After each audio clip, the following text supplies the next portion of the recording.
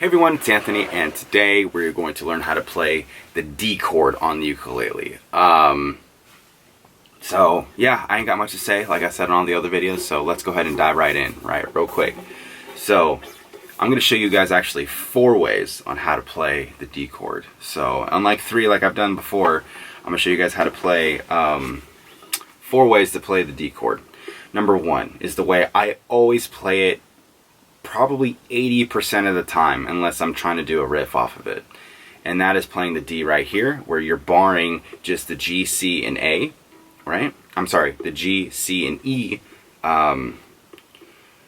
strings right here on the 2nd fret. So it looks like this, except I'm muting the top part. I don't cover the whole thing. I'm just doing like that to where the index finger actually mutes. Like that. Every single time, a lot of the times when I'm playing a song, I'm always muting that top string. Sounds like that. That's way 1. The second way to play it is to actually bar the whole D and put your pinky right here on the 5th fret. Right? So, third way is playing the D up here. Right? So what you would do is you would actually have your index finger covering the 5th fret on the both E and A string, and right there on the C string you have it on the 6th fret, and then on the G string you have it right there on the 7th fret, right? So it kind of looks like that. And so that's also D. So we learn this D, and this D. And lastly, the last way to play D is up here on, it's kind of holding like the G chord, right? Except right here you're on the 9th fret, right? 9th fret on the E, I'm sorry, on the A and C string, and on the E string you're actually on the 10th fret right there. You can position it like this, but for riffing purposes I always tend to do it like this because it sounds a little better, and I'm able to, you know, do stuff up here rather than worrying and going like this, because I can't really move. If you're like this, you can actually, you know, move a little farther. But yeah, so those are the 4 ways to play D. We had this one right here at the very beginning. Yeah. And then you have this D. And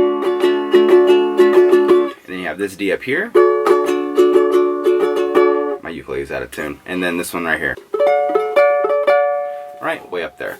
So those are 4 ways to play D. Now you can make it a little more interesting. So what I mean by riffing when I'm talking through this, well, if I'm playing this D chord, right, and I wanted to riff off of it, I could come to this position of D, climb it,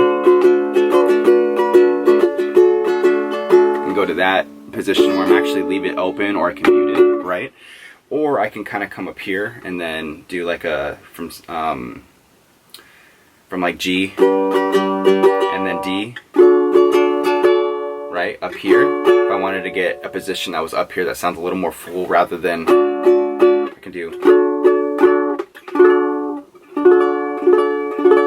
right there. Or let's say if I was coming up and I wanted to play D up here, G, right? If I was up here, G, instead of coming all the way down here, right, you can come G, and then you can come all up here. So that's what those 4 positions are for, right? So that way you're able to kind of riff, find those positions, figure out where you need to go, and make your song maybe a little tad more interesting. So hopefully you guys learned something today. I'm trying to come out with a, you know, series of videos where it's not so basic just how to play the one position of D. I'm teaching you guys how to play different positions to help you guys with your arrangements. So if you guys have an arrangement to where you are, you know, kind of stuck between the same positions in a 4-chord progression, you can make it sound a little more interesting. I do have a video that obviously I'll post at the end of here where I kind of show how to make a song out of 3 basic chords and make it a little more interesting using strumming techniques, different chord variations, and I forgot the last reason, but it's on there. And I feel like it's a great video to show you the capabilities of taking 3 basic chords and how to make it sound a little more interesting. So hopefully you guys learned something from this. Once again, if you guys are new to this channel, please be sure to give a like to the video, subscribe to my channel for future videos, tutorials, and cover songs, things like that. And maybe some originals coming soon. So hopefully those will be coming out, you know, whenever I get time to actually record. So thank you guys for tuning in, and we'll see you guys next time.